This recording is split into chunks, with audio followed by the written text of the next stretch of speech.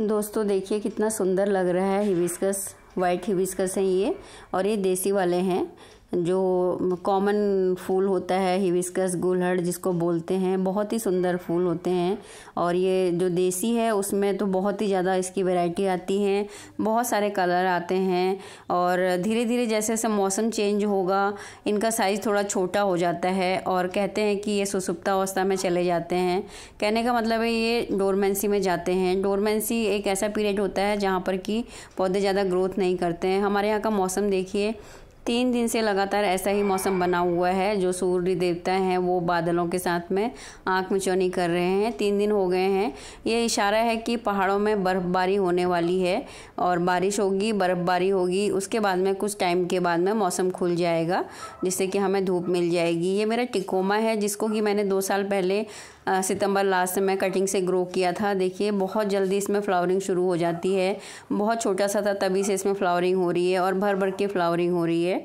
Cutting से बहुत आसानी से ग्रो हो जाता है। दोस्तों आज की मेरी जो वीडियो है वो हिबिस्कस के बारे में है, गुलहड़ के बारे में है। किस तरह से अगर हम चाहें तो अपने जो हिबिस्कस के प्लांट हैं उनको डोरमेंसी से बचा सकते हैं। हिबिस्कस में अगर आप इस टाइम पर नर्सरी में जाते हैं आपको बहुत सारी वैरायटी मिलेंगी। तो आपको ऐसा पौधा लेना है हिबिस्कस का जो कि हाइब्रिड वाला है, हाइब्रिड लेना चाहिए। और ऐसा भी नहीं लेना चाहिए कि जो काफ़ी टाइम से नर्सरी में पड़ा हुआ पुराना है। तो जो नए पौधे आए हुए हैं वही पौधे लेने चाहिए। कोशिश करनी चाहिए कि जो देसी वाले हैं इस टाइम पर ना लें। अगर आप केयर कर सकते हैं तो आप ले सकते हैं। और हाइब्रिड जो है वो हमेशा ही फ्लावरिंग करता रहेगा। सर्दियों में भी उनकी फ्लावरिंग होती रहती है। जो मेरे यहाँ तो ये जो देसी वाले हैं ना, इनमें भी फ्लावरिंग होती रहती है, बहुत ज़्यादा फ्लावरिंग होती है। और मैं जब इनकी प्रूनिंग करती हूँ तभी इनकी फ्लावरिंग ख़त्म होती है। और अगर हम अभी से अपने हिबिस्कस की जो है केयर करते हैं तो उसकी जो डोरमेंसी का पीरियड होता है वो बहुत आराम से कट जाता है और बहुत छोटा होता है। ये जो हाइब्रिड वाले हैं इनमें हमेशा फ्लावरिंग होती रहेगी, तो इनको आपको धूप दिखाते रहना है। सबसे पहला अभी ये काम करना है, जितने भी हिबिस्कस के प्लांटे हैं उनको आपको धूप में रखना है। और कोशिश करनी है कि अगर आपके यहाँ कोहरा पड़ने लगा है, हमारे यहाँ तो अभी कोहरा बिल्कुल भी नहीं पड़ा है, सर्दी बिल्कुल भी नहीं है और गर्मी है, पंखे चल रहे हैं। तो कुछ दिन के बाद जैसे 15 दिसंबर के बाद में असली वाली सर्दी शुरू होगी तो उस टाइम पर जो है कोहरा गिरना शुरू होगा। तो मैंने अपने पौधों को जो छत की रेलिंग होती है ना उसके नीचे रखा हुआ है। कुछ पौधे जो हैं वो ज़मीन में लगे हैं, लेकिन जो गमले में लगे हैं उनको छत की रेलिंग के नीचे रखा हुआ है, जहाँ पर कि उनको धूप भी मिल जाती है दिन की, और शाम को उनको जो कोहरा है उससे भी वो बच जाएंगे। फ़िलहाल अभी कोहरा नहीं हो रहा है और ना ओस गिर रही है, तो मैं इस तरह की कोशिश कर रही हूँ कि जैसे मेरे जो प्लांट हैं वो कोहरे से बच जाएँ। तो छत की रेलिंग के नीचे रखा हुआ है। तो आप भी इस तरह से कर सकते हैं अगर आपके पास पॉसिबल है। देखिए इस टाइम पर आपको पौधे की, अगर आप जो फूल खिल गए हैं उनकी प्रूनिंग करना चाहें तो कर सकते हैं, लेकिन इस टाइम पर प्रूनिंग भी नहीं करनी है क्योंकि इस टाइम पे जो है पौधे की ग्रोथ कम होगी। और पौधे को जो है अभी दिसंबर तक आपको खाद देते रहना है। 15 दिन में आपको कोई भी घरेलू खाद देनी है और 1 महीने के बाद में आपको गोबर की खाद देनी है, जो कि बहुत अच्छे से सड़ी हुई होनी चाहिए, पुरानी गोबर की खाद, जो कि हमारे पौधे को गर्मी प्रदान कर सके और उनका जो है जो ग्रोथ है वो बनी रहे, उनकी पत्तियां ख़राब ना हो। बहुत सारे बार ये देखने को मिलता है कि जो हिबिस्कस की पत्तियां हैं वो गिरना शुरू कर देती हैं डोरमेंसी टाइम में, पीली होकर गिर जाती हैं। कभी कभी तो पौधा भी ख़राब हो जाता है। तो हमें ये कोशिश करते रहनी चाहिए कि अपने पौधे को हम न्यूट्रिशन देते रहें जिससे कि वो उसकी जो ग्रोथ है वो बनी रहे। बहुत ज़्यादा ग्रोथ नहीं होगी लेकिन पौधा ख़राब भी नहीं होगा अगर आप थोड़ी केयर करते हैं। और अगर फंगस लग रही है कहीं से भी तो उसको स्प्रे करते रहना है आपको। और फंगस और चींटियाँ इस टाइम पर हो जाती हैं बहुत ज़्यादा, और आपको पानी का बहुत ध्यान रखना है। देसी हो या हाइब्रिड हो उसको धूप पूरी दिखानी है, पूरे दिन की धूप में रखना है और पानी का विशेष ध्यान देना है। जब तक मिट्टी अच्छे से सूख नहीं जाती, जब तक आपके पौधे के जो पत्ते हैं वो मुरझाने नहीं लगते हैं, पानी नहीं मांगते हैं, तब तक आपको नहीं देना है। मिट्टी को चेक करके पानी देना है। जब मिट्टी अच्छे से सूख जाए तभी पौधों को पानी देना है।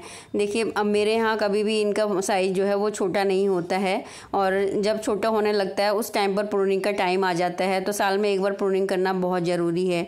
आप देख रहे हैं मेरे हाथ में कपूर है और जो है ये फिटकरी है, जो कि दोनों ही एंटी फंगस होते हैं और एंटीसेप्टिक भी होती है फिटकरी। और जो कपूर होती है उसकी खुशबू से मक्खी, मच्छर, चींटियाँ सब भाग जाती हैं। तो आज मैं अपने हिबिस्कस के प्लांट में इसी का यूज़ करने वाली हूँ। केले के छिलके नाइट्रोजन से भरपूर होते हैं और हमारे पौधों को नाइट्रोजन की भरपूर मात्रा हमें देते रहना चाहिए, जिससे कि उनकी फ्लावरिंग बनी रहे। गोबर की खाद में सभी पोषक तत्व होते हैं जो कि हमारे पौधे के लिए परिपूर्ण होते हैं। नाइट्रोजन बहुत अच्छी होती है, फास्फोरस, पोटेशियम सभी कुछ होता है। केले के छिलकों में पोटेशियम भी आपको देखने को मिलेगा, पौधे को मिल जाएंगे। और आज मैं अपने पौधे को लिक्विड नहीं दे रही हूँ, अगर आप चाहें तो लिक्विड दे सकते हैं। हमेशा लिक्विड देना ज़रूरी नहीं है। मेरे पौधे की जो मिट्टी है प्लांट की वो गीली है, तो मैं इसको लिक्विड नहीं दे रही हूँ। ऐसे ही पतले पतले पीस में भी आप कट करके दबा सकते हैं मिट्टी में। धीरे धीरे ये कंपोज हो जाएंगे, डिकम्पोज हो जाएंगे। अगर आप इसको गीला रखेंगे तो फंगस पैदा हो जाएगी। मैंने इनको ड्राई करके रखा हुआ है, तो धीरे धीरे डिकम्पोज होंगे। अगर आप छोटे छोटे पीस कट करके डाल देंगे ना तो और भी अच्छा रहेगा, या ग्राइंड करके डाल देंगे पाउडर बना के तो और भी अच्छा रहेगा। और जो कपूर था वो भी मैं अपने इस पौधे में डाल दूँगी, कपूर की गोलियाँ। और जो पत्तियाँ हैं उनमें कपूर का और जो फिटकरी है उसका स्प्रे करूँगी। आप ध्यान देंगे तो मेरे पौधे में मैं चींटियाँ कुछ दिख रही हैं यहाँ पे। अगर आप ध्यान से देखेंगे तो आपको चींटियाँ दिखेंगी, तो इसके लिए मैंने कपूर का यूज़ किया है।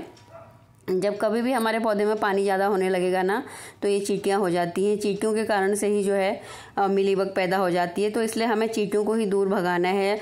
और जो कपूर होती है उसकी खुशबू से चींटी, मच्छर और सभी कीड़े मकोड़े भाग जाते हैं, इतनी अच्छी खुशबू आती है उसकी।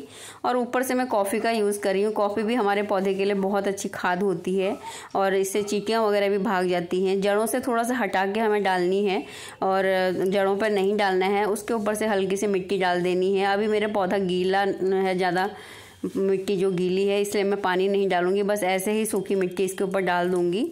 तो पानी का विशेष ध्यान रखना है, धूप में अपने पौधे को रखना है। अगर आपके पौधे में फंगस लग रही तो फंगीसाइड का यूज़ करना है। उसके लिए आप हल्दी का यूज़ भी कर सकते हैं। हल्दी जो है बहुत ही अच्छा एंटीसेप्टिक भी होता है और एंटी फंगल भी होता है और परिपूर्ण खाद होती है और मिट्टी को भी अच्छा बनाती है, उर्वरक बनाती है। तो 1 चम्मच हल्दी आप कभी भी डाल सकते हैं अपने पौधे में, कोई नुकसान भी नहीं करती है। सर्दियों में बहुत ज़्यादा खाद देने की ज़रूरत नहीं है, क्योंकि जैसे दिसंबर तक आप खाद दीजिए, उसके बाद आपको बहुत ज़्यादा खाद देने की ज़रूरत नहीं पड़ेगी, क्योंकि पौधे की ग्रोथ नहीं होती, फ्लावरिंग कम होती है, तो पौधा जो है फीड भी ज़्यादा नहीं करेगा। आप देख रहे हैं एक मकड़ी है, इसके ऊपर मैंने फिटकरी का और कपूर का घोल बनाया था उसको मैं डालूंगी। ये देखिए इस तरह से कब ये भाग गई, जैसे मैंने स्प्रे किया तो ये भाग गई, मुझे पता भी नहीं चला। इस तरह से बीच बीच में अपने पौधों में घरेलू खादों का यूज़ भी करना चाहिए। गोबर की खाद 1 महीने में 1 बार देनी चाहिए और दिसंबर 15 तक आपको खाद देना ज़रूरी है, क्योंकि इनकी ग्रोथ भी अच्छी रहेगी और ये ख़राब भी नहीं होंगे। डोरमेंसी पीरियड इनका अच्छा चला जाएगा। जब ये डोरमेंसी में जाते हैं फ्लावरों का इनका साइज जो है वो बना रहेगा। और जैसे ही आपके पौधे डोरमेंसी में ज़्यादा जाने लगे, जैसे 15 फरवरी तक पौधे थोड़े से इनका साइज छोटा होने लगेगा, तब आपको प्रूनिंग कर देनी है, जिससे कि अगले साल के लिए इनकी ग्रोथ भी अच्छी हो जाए और फ्लावरिंग भी अच्छी हो। साल में 1 बार प्रूनिंग करना बहुत ज़रूरी है और पौधे की ग्रोथ अच्छी बन जाती है और पौधा जो है वो हेल्दी भी रहता है। और पौधे के हिसाब से, जैसे आपका बड़ा पौधा है तो हार्ड प्रूनिंग कर दीजिए, अगर नया कोई पौधा आपने लगाया है तो सॉफ्ट प्रूनिंग कर दीजिए। और बहुत ज़्यादा आपको पौधे के हिसाब से ही प्रूनिंग करनी है। और इस तरह से स्प्रे करते रहेंगे तो मक्खी और जो कीड़े मकोड़े, मकड़ी हैं, वो सब भाग जाएंगी। और इस तरह से अपने पौधे का ध्यान रखते हैं हिबिस्कस का, तो आपका हिबिस्कस कभी भी डोरमेंसी में नहीं जाएगा और उसका जो साइज होगा वो भी छोटा नहीं होगा, फूलों का साइज जो होता है वो भी छोटा नहीं होगा। इस तरह से आपको केयर करनी है। एक मेरे व्यूवर ने पूछा था कि डोरमेंसी में जाते हैं लेकिन इतना नहीं, पत्तियाँ नहीं गिराते हैं। कुछ पौधे जो है अगर हम केयर नहीं करेंगे ना तो हमारे हिबिस्कस की पत्तियां पीले होकर गिरने लगती हैं और कई बार तो पेड़ ही ख़राब हो जाता है। तो इसलिए केयर करना बहुत ज़रूरी है। खाद वाद देते रहना चाहिए। ऐसा नहीं कि डोरमेंसी में है तो उनको बिल्कुल छोड़ देना है।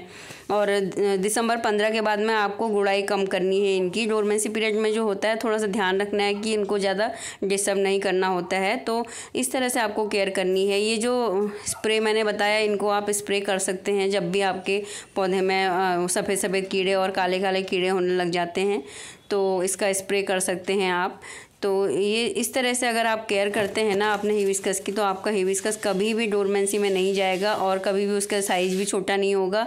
और थोड़ा सा अगर कोहरे से, अगर आपने पॉट में लगाए हैं तो कोहरे से भी आप उसको बचा सकते हैं। जैसे मैंने बोला कि कोई भी शेड के नीचे रख दीजिए, जैसे मैंने अपनी छत की रेलिंग के नीचे रखे हुए हैं, वहाँ पर धूप भी मिलनी चाहिए।